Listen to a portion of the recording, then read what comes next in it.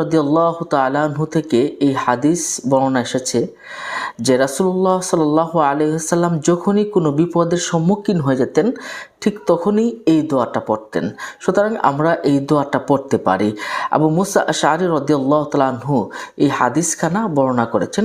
সম্মানিত দর্শক ও শ্রোতা, মেশকাত শরীফে রয়েছে এবং ফি সানাদিন সহিহিন আবু দাউদ শরীফের সহিহ হাদিসে এই দোয়াটা এসেছে। দোয়াটি হলো আল্লাহুম্মা ইন্না নাজআলুকা ফি নুহুরিহিম ওয়া নাউযু বিকা মিন শুরুরিহিম।